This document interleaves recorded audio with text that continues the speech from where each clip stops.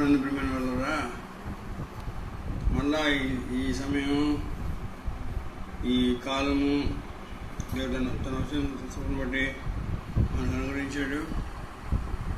అది ఆయన యొక్క సంకల్పం. మళ్ళా నేను మీతో ముఖాముఖి శరీరీతిగా లేకపోయినప్పటికీ కూడా ఈ యొక్క ఉపకరణం ద్వారా దేవుని వాక్యాన్ని మీ మధ్యలో ప్రచురపరచడానికి దేవుడు సహాయం చేస్తున్నాడు. మీరందరూ కూడా వాక్యాన్ని శ్రద్ధగా వినండి, వాక్యాన్ని అర్థం చేసుకోండి, వాక్యానికి లోబడండి. వాక్యంలో ఉన్నటువంటి ఆశీర్వాదాలు, మేళ్ళు కూడా మీరు పొందాలని నేను ఆశిస్తున్నాను. ఈ సమయంలో దేవుని యొక్క గ్రంథం నుంచి ఒక వాక్యం చూద్దాం. యోహాను సువార్త 8వ అధ్యాయం 31-32 వచనాలు మనం జ్ఞాపకం చేసుకున్నాం. యోహాను సువార్త 8:31-32 వచనాలు.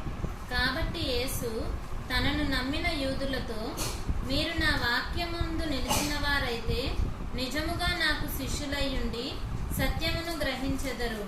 అప్పుడు సత్యము మిమ్మును స్వతంత్రులనుగా చేయునని చెప్పగా, ఇక్కడ వాక్యం అయితే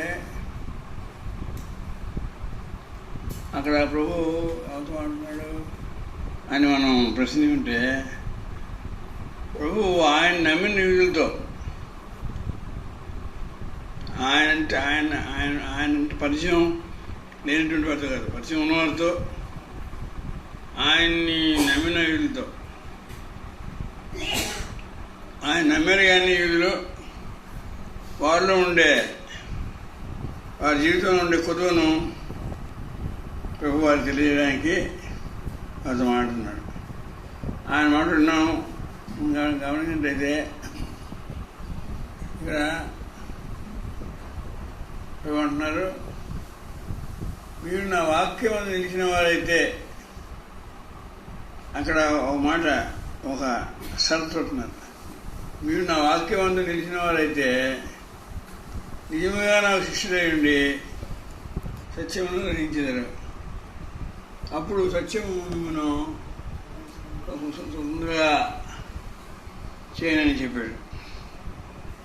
ఇక్కడ మనం గమనించినట్లయితే ఆ యూదులతో మాట్లాడినప్పుడు ప్రభువారు ఆయన యొక్క ఉపదేశంలో, ఆయన యొక్క మాటల్లో ఉన్నటువంటి సందేశం ఏంటంటే, వారికి ఒక విడుదల కావాలి, ఒక స్వేచ్ఛ కావాలి, ఒక స్వతంత్రం కావాలి. అందుకంటే ప్రభు వాళ్ళతో మాట్లాడుతున్నాడు. స్వేచ్ఛ, స్వతంత్రం వారికి అవసరం, కానీ అది వారికి అవసరమని వారి స్వేచ్ఛ స్వతంత్రం సంపూర్తిగా వారి జీవితాల్లో వారు అనుభవించలేదని అది వారికి అర్థం కాలేదు. అందుకే ప్రభు చెప్తున్నారు. ఇందుకే వారు ఏమంటున్నారంటే, సత్యం మిమ్మల్ని శిక్షిస్తుంది, మీకు స్వతంత్రిస్తుంది అని ప్రభు చెప్పినప్పుడు అది అర్థం కాక వారు ఏమంటున్నారంటే, ఏ చర్చ, ఏ స్వతంత్రం గురించి వారు ఆలోచిస్తున్నారంటే, ఆ దినాల్లో ఆ ప్రాంతంలో ఒక ఆచారం అలవాటు ఉండేది. అదేంటంటే, కొంతమంది అధికారులైనవారు, రాజులైనవారు, అధిపతులైనవారు, వారు బానిసలుగా కొంతమంది ఉంచుకునేవారు. అంచేత వారు బానిసగా ఉన్నప్పుడు వారికి స్వేచ్ఛ లేదు. ఆ దుఃఖంతో వీళ్ళు ఆలోచిస్తున్నారు. అది ప్రభు యొక్క చెప్పే శిష్యులను దానికి తిని కాదని ప్రభు వారు తెలియజేయాలనుకున్నారు. వివరే ఉద్దేశం ఏంటంటే మనం అధ్యయనం చూసినట్టయితే పాపం చేసే మానవుడు పాపానికి దాసుడు. మానవునికి స్వతంత్రం కావాలి. దేని నుంచి స్వతంత్రం కావాలంటే పాపం యొక్క బాధ్యత నుంచి, పాపం యొక్క బంధం నుంచి మానవుడికి విడుదల కావాలి. అది ఈ యూదులకి అర్థం కాలేదు. కాబట్టి ప్రభు వారు చెప్తున్నారు, మీరు నన్ను నమ్మిన యూదులే, నేను అంత పరిచయం యూదులే, కానీ మీకు చేసి కావాలి అనే ఉద్దేశంతో ప్రభు వారు చెప్తున్నారు. మళ్ళా దేవుడు ఏంటంటే, మీరు నా వాక్యమందు తెలిసిన వారైతే నీవుగా నాకు శిష్యులై ఉండి సత్యమును గ్రహించినది. మళ్ళా ఇక్కడ వాడికి ఈ బంధకం నుంచి, ఈ పాప బంధకం నుంచి, పాప బాధ్యత నుంచి వాడు విడుదల కావాలంటే వాడు విడుదల ఇచ్చేది ఏంటి అని మనం ప్రశ్నించుకుంటే ప్రేమ దేవుని వాక్యంలో ఉండే సత్యం, ఆ సత్యం వీరికి స్వేచ్ఛ స్వతంత్రం ఇస్తుంది. అంచేత సత్యం తెలుసుకోలేడు. They must know the truth. అయితే గమనించండి, ఆ సత్యం గ్రహించాలంటే అది ఎలా గ్రహిస్తారు, ఎప్పుడు గ్రహిస్తారు, దానికి ఏంటి, దానికి మానవం ఏంటంటే మనం ప్రశ్నించుకుంటే ప్రభు చెప్పాడు, ఎవరైతే ప్రభు యొక్క వాక్యంలో నిలిచి ఉంటే, నా వాక్యమందు నిలిచిన వారైతే, అంటే ముందు ఈ యొక్క స్వేచ్ఛ కావాల్సిన వాడు, సొంతం కావాల్సిన వాడు ముందు ఏం చేయాలంటే ఆయన వాక్యమందు అతను నిలిచి ఉండాలి. కొన్ని తత్వాల్లో నిలిచినట్టయితే ఆయన వాక్యం కొనసాగబడిన వారైతే ఉంది. You will continue in my word. ఆయన వాక్యం కొనసాగినప్పుడు ఆవిడ ఏం జరుగుతుందంటే, ఆయన చెప్పారు, అప్పుడు నిజముగా నాకు శిష్యుడు అంటారు. ఆయన వాక్యం కొనసాగబడాలి. కొనసాగబడినప్పుడు వారు నిజముగా ఆయన శిష్యులు అవుతారు. అప్పుడు ఆయన శిష్యులు అయిన తర్వాత సత్యాన్ని గ్రహిస్తారు. ఏ సత్యం అయితే వారికి స్వేచ్ఛ స్వాతంత్రం ఇస్తుందని చెప్తున్నారు, మా పాపబంధకాన్ని పాప బాధ్యత నుంచి, ఆ సత్యం వారు అది పొందుకుంటూనే, సత్యం ఏంటో తెలిస్తేనే వారు ఆ సత్యాన్ని వారు ఉపయోగించుకొని, లేక సత్యం యొక్క సహాయంతో, ఆ సత్యం యొక్క అధికారంతో, ఆ సత్యం శక్తితో వారు స్వేచ్ఛ స్వతంత్రాలు పొందుతారు. ఇక్కడ గమనించినట్టయితే ఒక విషయం చాలా మనకి దుఃఖకరంగా ఉంటుంది. ఆయన నమ్మిన యూదులే ఉన్నారు, కానీ వారు నమ్మిన యూదులే, కానీ మన జాగ్రత్త ఏమంటే శిష్యుడు గారు యేసుని నమ్మిన యూదులే, కానీ వారి శిష్యుడు కాదు. అందుకని ఒక శిష్యుడు కాదు కాబట్టి వారి సత్యం గ్రహించగలిగే, సత్యాన్ని అర్థం చేసుకోగలిగే ఒక అవకాశం వాడికి లేదు. మేము ముందుగా సత్యం గురించి తెచ్చుకోవాలంటే ముందుగా వాడు ఏమవ్వాలి? ఈ నమ్మిన యూదులు శిష్యులు అవ్వాలి. శిష్యులు అవ్వాలంటే ఏం చేయాలి? ఆయన వాక్యం ముందు నిలిచి ఉండాలి. అంటే ఆయన వాక్యంలో కొనసాగాలి, ఆయన ఉపదేశాల్లో కొనసాగాలి. అప్పుడు వారు శిష్యులు అవుతారు. శిష్యులు అయిన తర్వాతనే వాళ్ళకి ఏం తెలుస్తుంది?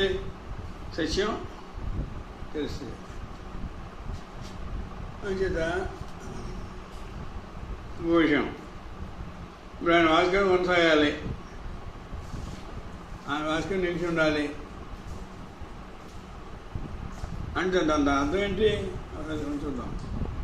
అంటే యేసు యొక్క వాక్యం అందు నిలిచి ఉండాలంటే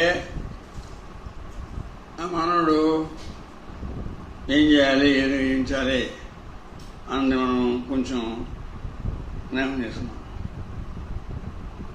ఏంటంటే ఆ మానవుడు ఆయన వాక్యం నిండి ఉండాలంటే ప్రభు యొక్క మాటల్ని వింటూ అన్ని సమయాల్లో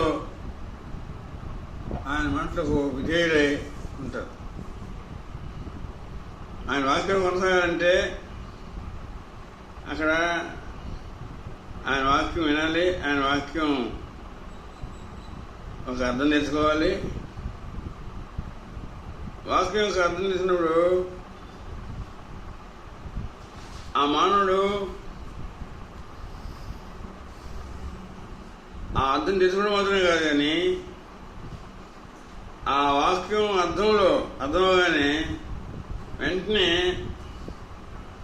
దేవుని వాక్యం ఏం చేస్తుందంటే ఆయన వాక్కు వింటున్నటువంటి మానవుడికి, అర్థమవుతున్న మానవుడికి ఒక దారి చూపిస్తుంది, దిద్దుబడిస్తుంది, ఒక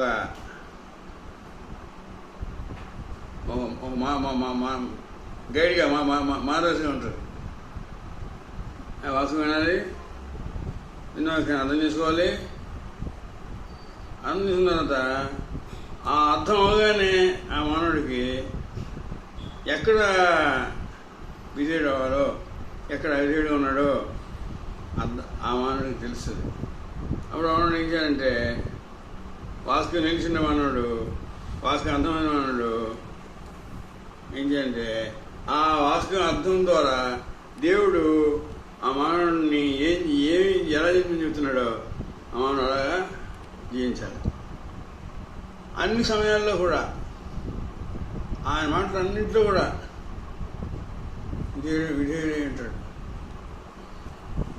అలాగా వాక్యం నిలిచి ఉండాలంటే వాక్యానికి అన్ని సమయాల్లో అన్ని స్థితిగతుల్లో కూడా వాక్యం ఏం చెప్తుందో ఆ వాక్యానికి విన్న మానవుడు విధేయుడు అవ్వాలి. తర్వాత ఇంకో విషయం, ఏదో ఒక మాటకి విధేయుడు అవ్వడం కాదు, జీవితకాలం అంతా కూడా మనం గమనించినట్టయితే ఈ విధేయత రాను ఈ వాక్యంలోని నిలిచిన మానవుడు ఆయన జీవితం రాను ఏమవుతుందంటే ఈ యొక్క విధేయత సంపూర్ణత వెళ్తుంది. ఏదో నేను ఒక మాట విన్నాను, నేను విధేయుని అయ్యాను అని అనుకుంటే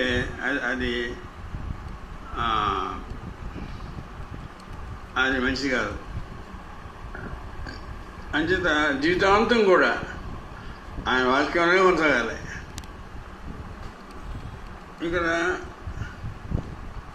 ఒక విషయం నేను మనం చేస్తున్నాను.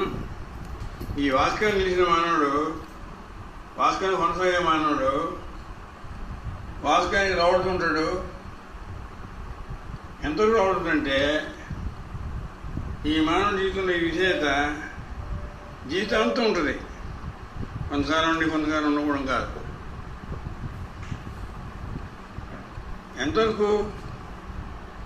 ఎంతవరకు నేను విధేయుడు అవ్వాలి ఆయన ప్రశ్నించుకుంటే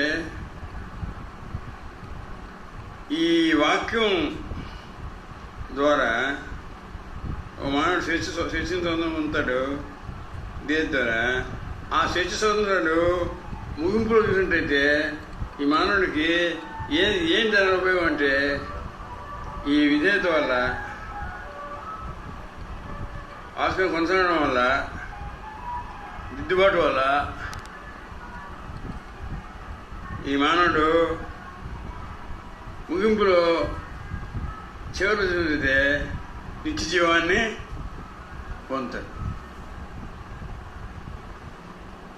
అంతేకాకుండా ఈ వాక్యం కొనసాగే శిష్యుని యొక్క జీవితాన్ని చూసినట్టయితే నేను క్లుప్తంగా చెప్తున్నాను.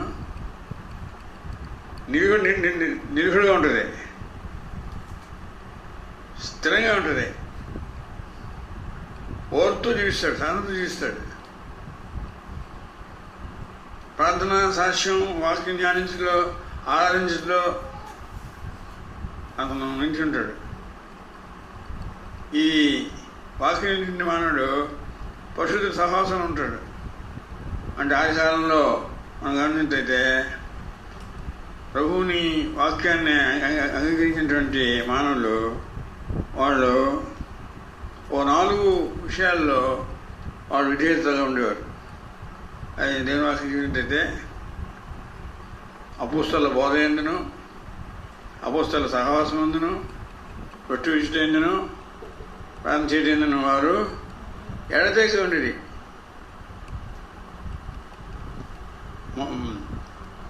సంఘం ప్రారంభించిన తర్వాత ప్రభువారు ఆ ఆదిమ సంఘానికి ఇచ్చినటువంటి ఒక ఖచ్చితమైనటువంటి ఒక ఆజ్ఞ ఏంటంటే ఈ 4 కూడా అపోస్తల బోధ ఎందును, అపోస్తల సహవాసం ఎందును, రొట్టె విషయం ఎందును, ప్రార్థన చేయడం ఎందును వారు ఎడతెగక ఉండేది. ఎడతెగక అనే మాట అనిపిస్తుంది. అంతేకాకుండా ఇలా ఉన్నందువల్ల ఏం జరిగిందంటే వారు ప్రతిదినం కూడా, ప్రతి క్షణం కూడా వారి జీవితంలో పాపాన్ని ఎదిరిస్తుండేవారు. ఎదిరిస్తూ యథార్థమైన విశ్వాసంతో ముందుకు వాళ్ళు సాగుతుండేవారు. ఇంకోటి గమనించాలి, అన్ని పరిస్థితులు కూడా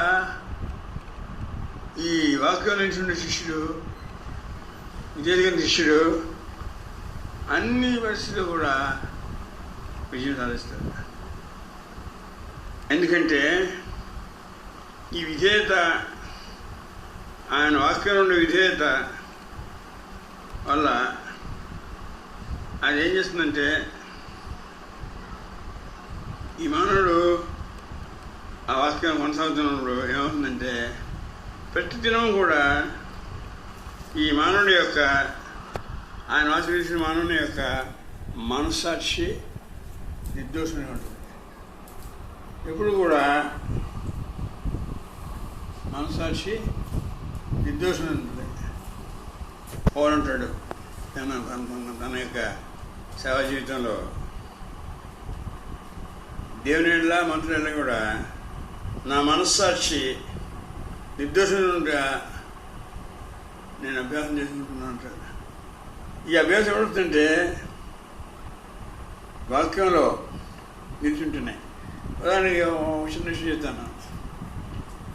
ఒక క్రీడలో క్రీడ అంటే ఒక ఆట, అందులోని సంపూర్ణ ప్రావీణ్యం పొందాలంటే వాడు ఏం చేస్తాడంటే ప్రావీణ్యం పొందాల్సినాడు శిక్షకుడు యొక్క ఎంతో ప్రతిదినం కూడా జీవిస్తూ శిక్షకుడు చెప్పినటువంటి మాటల్ని వింటూ ఆ ప్రకారంగా ప్రతిదినం కూడా మీరు నేను క్రీడాకారుని కాదు కానీ నా యొక్క జీవితంలో ఉంటుండ నాకున్న జ్ఞానం చెప్తున్నాను. ప్రతిదినం కూడా ఈ క్రీడాకారుడు ఆ క్రీడ నేర్పించే గురువు ఉంటాడు. అందుతో జీవిస్తూ ప్రతిదినము కూడా ఆ క్రీడలో ఉన్నటువంటి లోపాలు దిద్దుకుంటుంటాడు.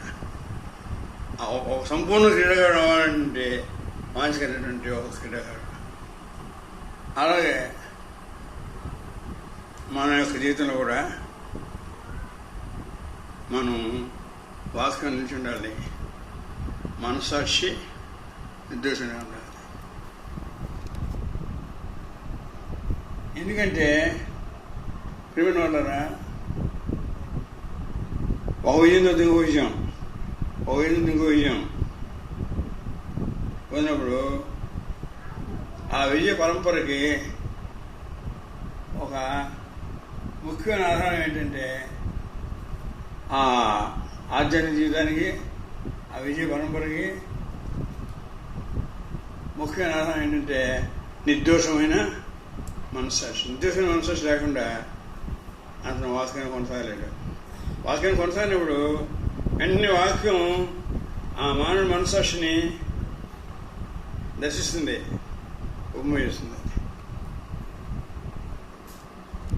ఒకవేళ ఏదైనా పొరపాటు జరిగి మన మనస్సాక్షి మలినమైనప్పుడు మన విశ్వాసానికి, ప్రార్థన జీవితానికి, దేవునితో మన సహవాసానికి తీవ్రమైన అభ్యర్థన కలుగుతుంది. అది లోటు ఉంటుంది. వాక్యం నిలిచి అంటే ఏంటో మరొక ముందుకెళ్దాం. ఆయన నుండి నేర్చుకొని ఆయనకు లోబడుతూ ఆయన మనకు మాదిరించుకునేటువంటి ఆయన అడుగుజాడలను వెంబడించుట. ప్రభు మా యొక్క గురించి మాట్లాడి పేతురు అంటాడు, ప్రభు కూడా, క్రీస్తు కూడా మన కొరకు బాధపడి మీరు తన అడుగుజాడలు నడుచుకున్నట్టు మీకు మాదిరి ఎంచిపోయాను. మన పేరు 2:21 అందులోని పేరు చెప్తాడు. ఎందుకంటే ప్రభు మన కొరకు తన అడుగుజాడల మాదిరి ఎంచిపోయాడు. మొదటి పేతురు 2:21 క్రీస్తు కూడా మీ కొరకు బాధపడి మీరు తన అడుగుజాడల యందు నడుచుకొనున్నట్లు మీకు మాదిరి ఉంచిపోయెను. అంచేత ఆయన వాక్యమందు కొనసాగడం అంటే మనం ఆయన దగ్గర నేర్చుకోవాలి, ఆయన లోబడుతూ ఉండాలి. ఆయన మనకు మాదిరించిపోయినటువంటి ఆయన అడుగుజాడలను గమనించాలి. ఆయన వాక్యం కొనసాగాలంటే దానికి నిబద్ధత ఏంటంటే ఏమైనా వాళ్ళరా ఆయన మనకి ఏర్పరిచినటువంటి ఉపదేశంలో ఆయన కూడా నిలిచాడు. శ్రమపడి బాధపడి ఆయన అడుగుజాడలను మనకు మాదిరించిపోయాను. ఆయన అడుగుజాడలనే మనం వెంబడించాలి. అప్పుడే మనం ఆయన యొక్క వాక్యంలోనే మనం కొనసాగుతాం. ఆయన వాక్యం మనం కొనసాగడంటే మనం సదాకాలం దేవుడే ఉండి మన జీవితకాలం అంతా కూడా మనకు మార్గదర్శిగా ఉన్నటువంటి ఆయన్ను గమనిస్తాం. కీర్తన గారు అంటాడు, ఈ దేవుడు సదాకాలం దేవుడే ఉన్నాడు, జీవితాంతం వరకు ఆయన మనకి మార్గదర్శిగా ఉంటాడు అని అంటుంది. 48వ కీర్తన అక్కడ గైడ్ అంటే తెలుగులో ఉంది. ఈ గైడ్ అని మాట్లాడున్నది. కీర్తన 48:14 ఈ దేవుడు సదాకాలము మనకు దేవుడై ఉన్నాడు, మరణము వరకు ఆయన మనలను నడిపించును. కానీ మూలానువాదం ఉంటే ఆయన మనకి మార్గదర్శిగా ఉంటాడు.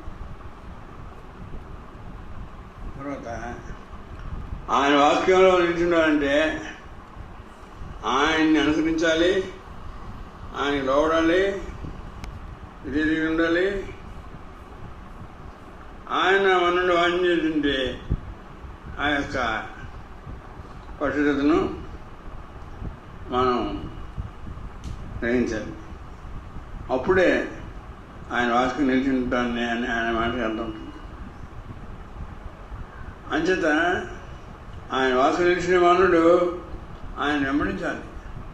ఆయన వెంబడిస్తేనే ఆయన వాక్కు నిలిచినట్టు అవుతుంది. ప్రభు చెప్పారు తన ఉపదేశాల్లో, ఎవడైనా నన్ను వెంబడింపుకున్నాడా వాడేం చేద్దంతాను పోషించుకొని ప్రతిదినము తన సిలువను ఎత్తుకొని నన్ను వెంబడించాలి. ఆయన వాక్యం నిలిచినటువంటి ఆయన వెంబడించాలి, ఆయన ఫాలో అవ్వాలి. ఆయన మనకి నేర్పిస్తుంటాడు, ఆయన మనకి చెప్తుంటాడు, ఇలాగ నడు, ఇలా ప్రవర్తించు, ఇలా జీవించు అని. అలాగా మనం ఏం చేస్తుంటే ఆయన మనం నడిపిస్తుంటాడు, మనం ఆయన వెంబడిస్తుంటాం. ఆ వెంబడించడం ఏంటంటే ఆయన గురించి మనం పోషించుకుని ప్రతిదిన కూడా తను చెల్లించుకుని మనం వెంబడిస్తాం. మా దగ్గర ఆయన వెంబడించేవాడు మూడు వాక్యం ఉంటేదే, మీరు నా వాక్యంలో కొనసాగబడినైతే నిలిచినట్లయితే నిజముగా నా శిష్యులైన సత్యమును సహించారు. ఆయన వాక్యం కొనసాగేవాడు యొక్క జీవితంలోని వాడు ఆ వాక్యాన్ని కొనసాగినప్పుడు ఏమవుతుందంటే, ఆ వాక్యాన్ని కొనసాగినప్పుడు ఆ మానవుడు ఆ వాక్యంలో నిలిచి ఉండి ఆ వాక్యాన్ని ఇదే ఉన్నప్పుడు వాడు ఏమవుతాడంటే శిష్యుడు అవుతాడు. వాక్యం కొనసాగిన శిష్యుడు అవ్వాలి. శిష్యుడు అవుతేనే కానీ వాడు సత్యాన్ని గ్రహించలేదు. ఇప్పుడు మన ముందు వాక్యం ఉంది, మీరు నా వాక్యం అని నిలిచిన వారైతే నిజముగా నా శిష్యులేండి సత్యమును గ్రహించలేదు. అప్పుడు సత్యం మీకు సొంతం చేస్తుంది. వాక్యం నిలిచిన వాడు ఏమవుతాడండి, వాక్యం నిలిచి ఉండడం వల్ల వాడు శిష్యుడు అవుతాడు. శిష్యుడు అయినందువలన వాడు సత్యాన్ని గ్రహిస్తాడు. శిష్యుడు అవ్వకుండా వాడు సత్యాన్ని గ్రహించలేదు. వాడు స్వేచ్ఛని సొంతాన్ని అనుభవించే పొందలేడు. అందుకని శిష్యుని గురించి ఒక మాట చెప్తున్నాను. 19 అధ్యాయం 26వ వచనం. 14:26. లూకా సువార్త 14వ అధ్యాయము 26వ వచనం.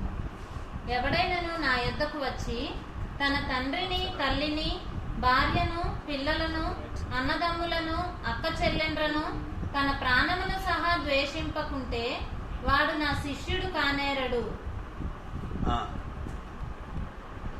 ఇక్కడ ఆయన వాక్యంలోని ఇది అన్నాడు శిష్యుడు అవ్వాలి. ఆయన ఏం చేస్తా శిష్యుడయ్యి సత్యం గ్రహించాలంటే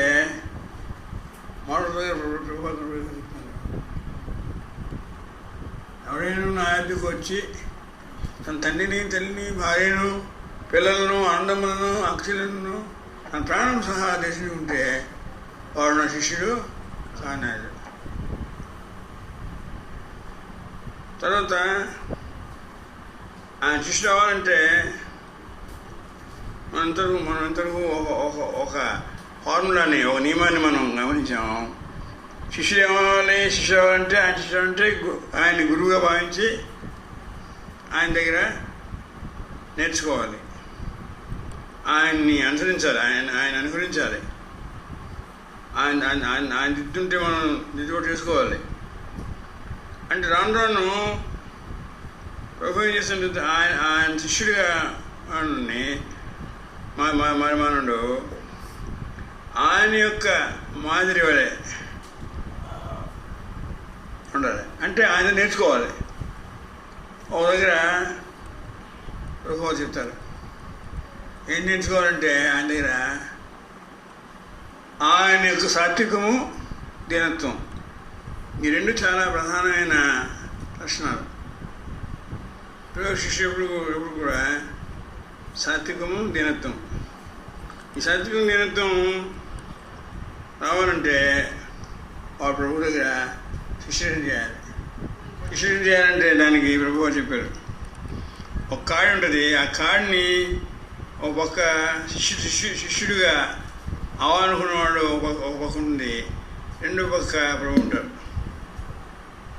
అంచేత ప్రియమైన వాళ్ళారా, ఈ కాడి ఎప్పుడు కూడా ప్రభు మీద ఈ మానవుని మీద ఉంటుంది.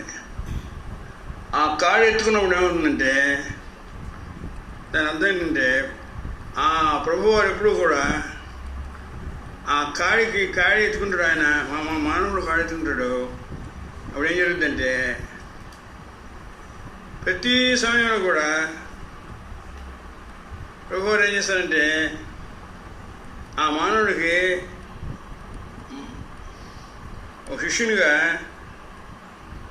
ఆ మానవుడిని మలుస్తాడు, దిద్దుతాడు, లేక తయారు చేస్తాడు. అప్పుడు ఏముందంటే ఈ కాడి ఎత్తుకుని నేర్చుకునే వల్ల ఈ మానవుడు సాత్వికుడు, దీనుడు అవుతాడు.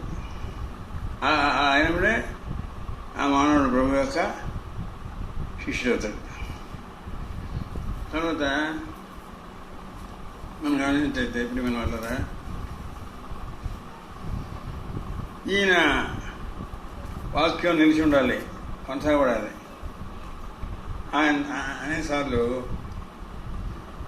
ఆయన ఉపదేశాల్లో ఆయన మాట చెప్పాడు.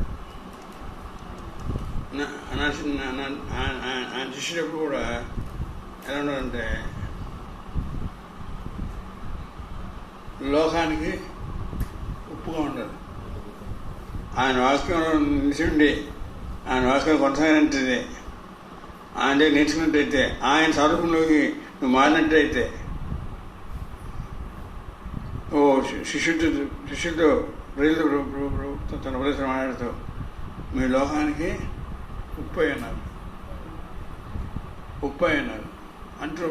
అంటే ఏంటంటే అర్థం, ఈ లోకం పూర్తిగా కుళ్ళిపోకుండా, దేని కోపం నాశనం అయిపోకుండా ఈ లోకం అనే పదార్థాన్ని నిలువ ఉంటుంది. అంటే శిష్యుడు ఎప్పుడు కూడా ఏం చేస్తాడంటే ఉప్పు అన్నాడు. నువ్వు ఉప్పుగా మాట్లాడి, నిన్ను ఉప్పుగా భావిస్తున్నాను అంటే శిష్యుని యొక్క రోల్, శిష్యుని యొక్క బాధ్యత ఏంటంటే శిష్యుడు ఎప్పుడు కూడా లోకానికి ఉప్పుగా ఉంటాడు. ఉప్పు లేని వాడతామో తెలుసు. ఒక వస్తువు ఏదైనా సరే చెడిపోకుండా పడకుండా మనం మామూలుగా మన అలవాటు ఉప్పు వాడతాం. కానీ శిష్యుడు ఉప్పుగా ఉన్నాడంటే దాని అర్థం ఏంటంటే శిష్యుడికి ఎంత బాధ్యత అనిపిస్తుందంటే ప్రభు నువ్వు లోకానికి ఉప్పుగా ఉండాలంటున్నాడు. అంటే దాని అర్థం ఏంటంటే ఈ లోకం చెడిపోతుంది, ఇంకా చెడిపోతుంది, ఇంకా నాశనం అయిపోతుంది, ఇంకా కుడిపోతుంది, పాడైపోతుంది లోకం. ఈ పాడైపోతున్న లోకంలో, నిశ్చిస్తున్న లోకంలో దాన్ని కాపాడాలంటే పదార్థం నాశనం పడకుండా మనం అలవాట్లు మన దైన జీవితంలో ఉప్పెలా వాడతాం. అలా శిష్యుడు ఏంటంటే తన చుట్టూ దంతు నింది మనుషుడికి శిష్యుడు ఉప్పుగా ఉంటాడు. అంటే ఉప్పు యొక్క సారం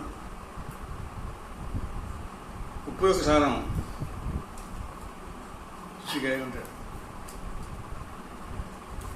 అంటే ఏంటి ఉప్పు సారం కలిగిందంటే మనం దాన్ని రాసుకుంటుంది తర్వాత 9వ అధ్యాయం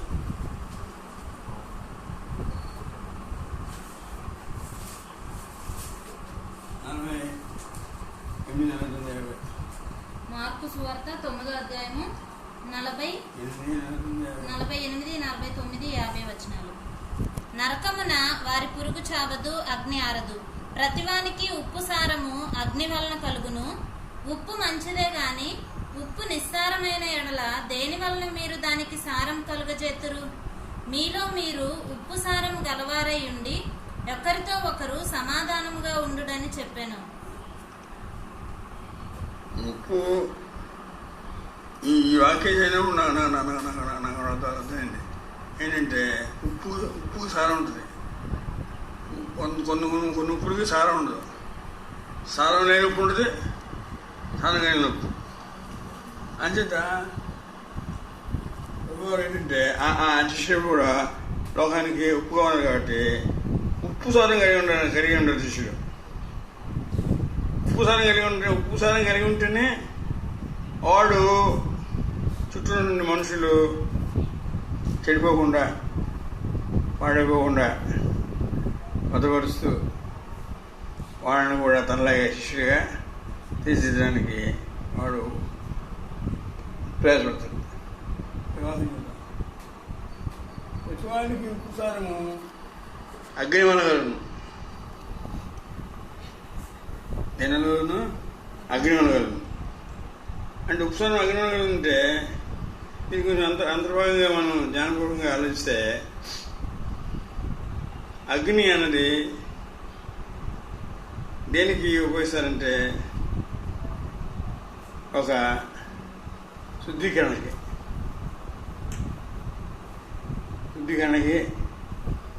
ఈ అగ్ని ఉపయోగిస్తారు. అంచేత ఇక్కడ గమనించైతే మనకి శిష్యుడికి ఉపసారం వస్తుందంటే అగ్ని వస్తుంది. ఈ అగ్ని అంటే దేనికి చదువుతుందంటే దేవుని యొక్క సన్నిధి, దేవుని యొక్క ప్రజ్వలన. ఈ అగ్ని దేవుని యొక్క సహవాసం. మనం వాక్యం ఒక చూసినట్టయితే దయచేసి దాన్ని ఆలోచిస్తున్నాను. అనేక చోట్ల దేవుడు ఈ అగ్నిని సదృశ్యంగా వాడుతూ అక్కడ ఒక దగ్గర వచ్చిన మాట నేను నాకు జ్ఞాపకం చెప్తాను. పాత కాలంలో ఇజ్రాయెల్కి ఎప్పుడు కూడా ఒక బలిపీఠం ఉండేది. ఆ బలిపీఠం మీద అగ్ని ఎప్పుడు నిత్యము మండుతుండాలి. అగ్ని నిత్యం మండుతుంటేనే ఆ బలిపీఠం యొక్క ఉపయుక్తం. అలాగే అంటే మానవుడు తన జీవితాన్ని ఒక త్యాగం చేసి బలి అర్పించి ఆ బలి అర్పణ ద్వారా ఆయన ఉపసారం కలిగి ఉంటాడు. అందువల్ల దేవునికి ఉప్పుగా దేవుని చేసి వాడబడతాడు. ఇంకో విషయం అక్కడ నేను మీరు ఉప్పు సారం గలవారై ఉండి ఒకరితోనోడు సమాధానంగా ఉండని చెప్పిన. దయచేసి ఇది ఎంత అర్థంతో ఉందో ఒకసారి నేను చెప్తాను. ఉప్పు సారం కలిగి ఉండాలంటే దానికి ప్రభు వారు మాట చెప్పారు. ఏం చెప్పారు? ఒకరితోనోడు సమాధానంగా ఉండాలి. ఒకరితో సమాధానంగా ఉండాలి. సమాధానంగా ఉంటేనే ఉపసారం కలిగి ఉంటాడు. అందుకని ఈ సమాధానం ఏంటంటే ఈ సమాధానం మనుషులు ఒకరితో ఎప్పుడు సమాధానంగా ఉండాలి. ఇప్పుడు దేవుని వాక్యం చూద్దాం.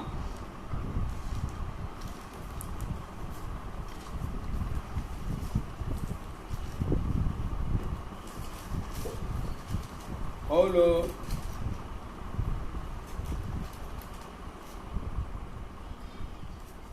ఎఫెసీయులకు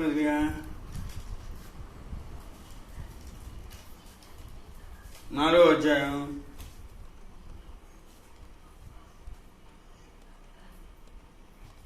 3 వచనాలు. ఎఫెసీ 4:1-2-3. కాబట్టి మీరు సమాధానమును బంధము చేత ఆత్మ కలిగించు ఐక్యమును కాపాడుకొనుట యందు శ్రద్ధ కలిగిన వారే ప్రేమతో ఒకరినొకడు సహించుచు మీరు పిలువబడిన పిలుపునకు తగినట్లుగా దీర్ఘశాంతముతో కూడిన సంపూర్ణ వినయముతోనూ సాత్వికముతోనూ నడుచుకొనవలెనని ప్రభువును బట్టి ఖైదీనైన నేను మిమ్మును బతిమాలుకొనుచున్నాను. ఉపసారం ఎప్పుడు వస్తుంది? ఒకంతో ఉన్నప్పుడు సమాధానంగా ఉండాలి. దాన్ని ఇక్కడ ఈ పత్రికలో పోలంటున్నాడు. సమాధానమైన బంధము చేత ఆత్మ గురించి ఐక్యం కాపాడుకుంటుంది. ఈ సమాధానం ఏం చేస్తుందంటే, ఈ సమాధానమైన బంధం చేత దేవుని ఆత్మ ఏం చేస్తుందంటే సంఘానికి, లేక మనకి, మనం దేవుని సంఘానికి దేవుని ఆత్మ ఏం చేస్తుంది? ఐక్యత కలిగిస్తుంది. దేవుని ఆత్మ కలిగించే ఐక్యతను కాపాడుకోవాలంటే దానికి ఒకటే సమాధానమును బంధం. సమాధానం బంధం చేత ఆత్మ కలిగించే ఐక్యతను మనం కాపాడుకోవాలి. అంటే ఉప్పు సారం కలిగి ఉంటేనే ఎప్పుడు కూడా మనం ఉప్పు సారం ఉండే ఉప్పు ఎప్పుడు కూడా ఆ సారాన్ని మనం కోల్పోకూడదు, కలిగి ఉండాలి. దాని యొక్క ఫలితాన్ని మనం చూపించాలి. అది తర్వాత మరో మాట చూసి మనం ముందుకెళ్దాం అనుకుంటున్నాం. మీరు లోకానికి వెలుగై ఉన్నారు అని చెప్పారు శిష్యుడు. ఈ లోకంలో ప్రభువు లోకంలో ఉన్నప్పుడు ఆయన వెలుగుగా ఉన్నాడు. ఆయన అనుసరించి మనం కూడా ఆయన వెలుగును ప్రతిబింబిస్తాం. తర్వాత ఇంకో విషయం ఏంటంటే, శిష్యుడు కూడా ఎలా ప్రేమించాలి, ప్రభువుని ఎలా ప్రేమించాలి, ఆయన ఆయన ఆయన వాక్యం నిలిచినటువంటి శిష్యుడు ఎలా ఎలా ఎలా ప్రేమించాలంటే పూర్ణ హృదయంతోనూ, పూర్ణ ఆత్మతోనూ, పూర్ణ వివేకంతోనూ, పూర్ణ బలంతోనూ ప్రభువుని ప్రేమించాలి. ఈ విధంగా ప్రభు యొక్క మార్గంలో లేక ఆయన వాక్యంలో, ఆయన ఉపదేశంలో నిలిచి ఉంటే అప్పుడు శిష్యుడు అవుతాడు. శిష్యుడైనటువంటి మానవుడు ఏమవుతుంది? మానవుడు శిష్యుడుగానే సత్యాన్ని గ్రహిస్తాడు. సత్యం గ్రహించినందువల్ల, శిష్యుడైనందువల్ల మానవుడు సత్యం గ్రహించినందువల్ల ఆ సత్యం స్వేచ్ఛిస్తుంది. సత్యం తెలియగానే ఆ సత్యం మనకి అనేక విరుద్ధమైనటువంటి భావాల నుంచి, ఫలితాల నుంచి మనకి స్వేచ్ఛ ఇస్తుంది. క్లుప్తంగా చెప్తాను. దేని నుంచి? పాప బంధకాల నుండి విడుదలిస్తుంది. అపరాధ భావం నుంచి విడుదలిస్తుంది. మరణభావం నుంచి విడుదలిస్తుంది. ఈ లోకమైనటువంటి అనేకమైనటువంటి బంధకాలు ఒకరి పట్ల ఒకడు ఐశ్వర్య దేశం కలిగిన వల్ల ఈ లోకంలో అనేక మంది వారు అనేక బంధకాలు ఉంటున్నారు. అలాగే మనం ఏంటంటే అన్ని బంధకాల నుంచి కూడా, అన్ని రకాల బంధకాల నుంచి కూడా ఏం చేస్తాడు? ఈ సత్యం ఉంది, విడుదల వస్తుంది. శిష్యుడు ఏం చేశాడంటే, దీని వాక్యం ఏంటంటే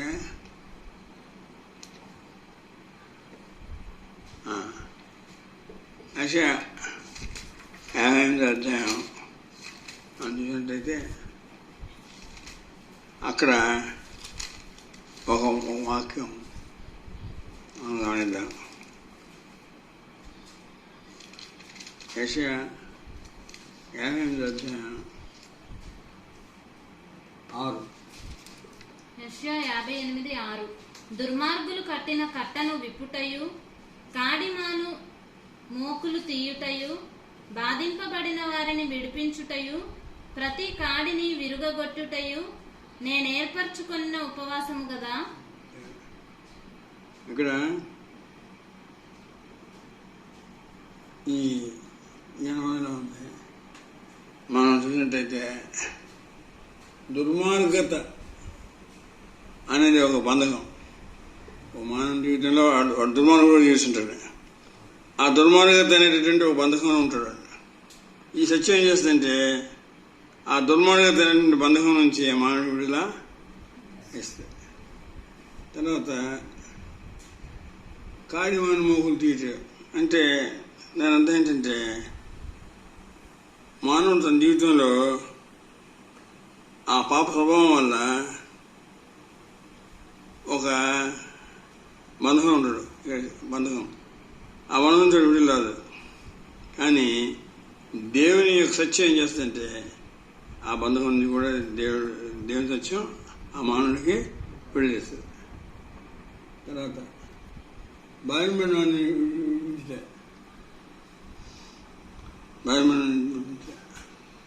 అంటే ఇంకా సత్యం యొక్క శక్తి.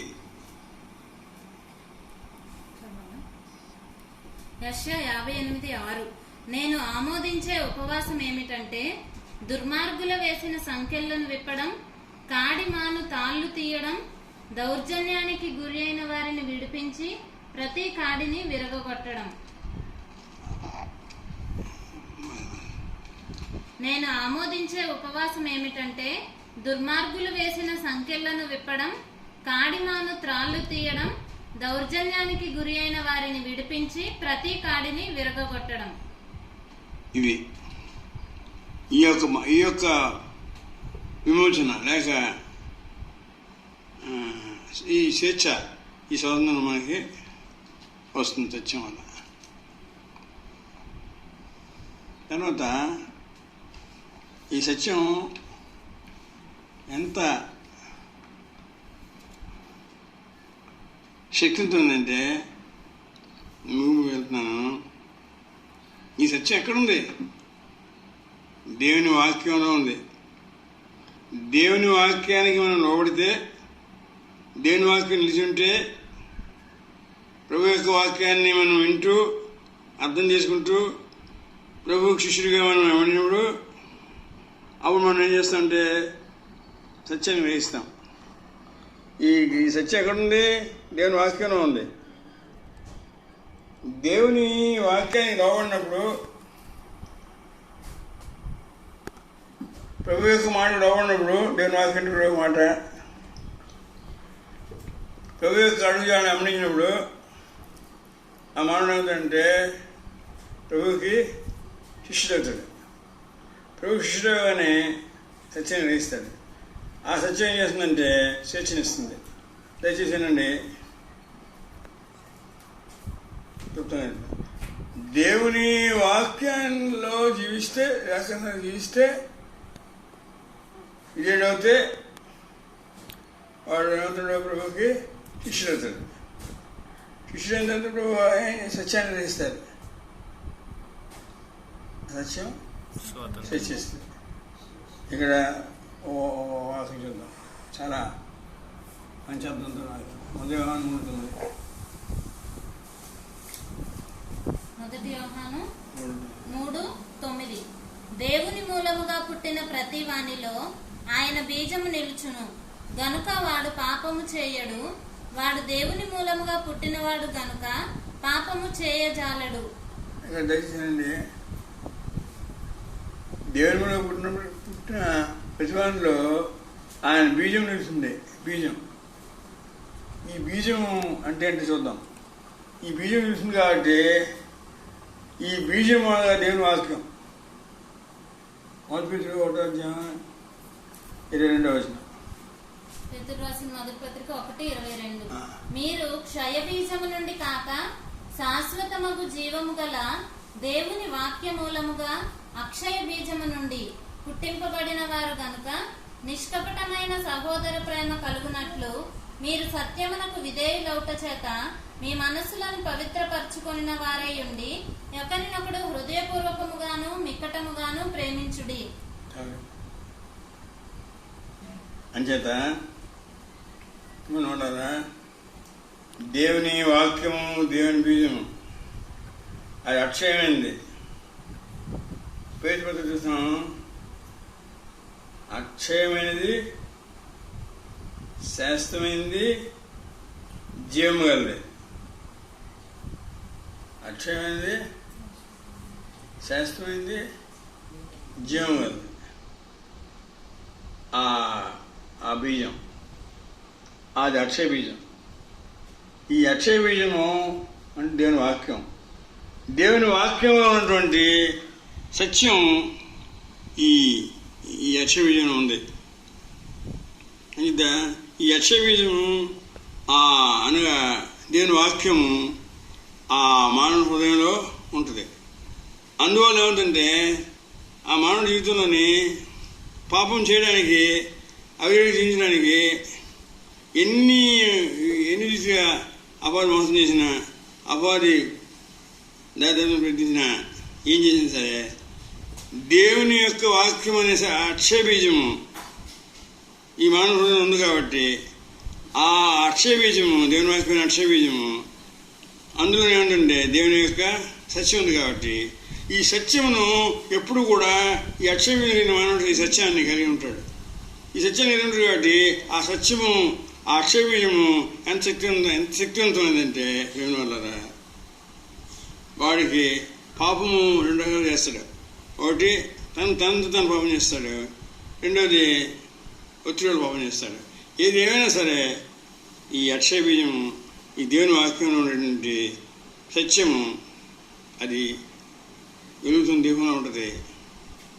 ఆ మానవుడు తన జీవితంలో ఏ విధంగా సరే ఎన్ని బంధకాలు కలిగించడానికి అపవాది ప్రయత్నించిన సరే, మోసగించిన ప్రయత్నించిన సరే, ఈ స్వేచ్ఛ, ఈ స్వాతంత్రం దేవుని వాక్యం అక్షయ నుంచి ఎప్పుడు కూడా ఈ మానవుడికి అనుగ్రహపడుతుంది. అప్పుడు ఏమవుతుందంటే ఈ మానవుడు ప్రతి సమయంలో కూడా అంటే ఒక పరిస్థితి వచ్చి, ఒక శోధన వచ్చి, ఒక ఇబ్బందులు ఏదో వచ్చి ఈ మానవుడికి బంధం, సంఖ్యలు, కట్లు ఇవన్నీ కలిగించడానికి ప్రయత్నం చేస్తుంది. కానీ దేవుని వాక్యంలో ఉండే సత్యం, అక్షయ బీజంలో ఉండే సత్యం శాస్త్రమైంది, జీవం గలది. ఇంకేంటి? అక్షయమైనది, జీవం గలది, శాస్త్రమైనది. ఆ సత్యానికి ఉన్నటువంటి ఈ మహత్వం శక్తిని బట్టి ఎవడైతే దేవుని వాక్యంలో నిలిచి ఉండి ఆయన శిష్యుడవుతాడో, ఆయన నమ్మడిస్తాడో వాడు సత్యాన్ని గ్రహిస్తాడు. వాడు గ్రహించిన సత్యం వాడి హృదయంలోని ఒక అక్షయ బీజంగా ఉంటుంది. ఆ సత్యం ఏం చేస్తుందంటే ఆ మానవుడిని ఎప్పటికప్పుడు బంధకాల నుంచి, కట్ల నుంచి విడిపించి ఆ మానవ జీవితాంతం ముందు వరకు కూడా ఈ దేవుని వాక్యం సత్యం వల్ల ఉన్నటువంటి శక్తి వల్ల ఎన్ని రకాల బంధకాలు వచ్చినా, ఏం జరిగినా ఆ మానవుడు ఈ సత్యం వల్ల, దేవుని వాక్యం సత్యం వల్ల ఆయన జీవితంలో ప్రతి సమయంలో కూడా, ప్రతిదినం కూడా ఆయన విడుదల పొందుతుంటాడు. అది మన యొక్క మూలవాక్యంలోనే ఉంది. దాన్ని నమ్మిన విడుదలతో ఉన్నాడు. మీరు నా వాక్యమందు నిలిచిన వారైతే నియమమైన శిష్యులైంది సత్యాన్ని గ్రహిస్తారు, సత్యమును గ్రహిస్తారు. మంచిది. మనం చిన్న ప్రార్థన.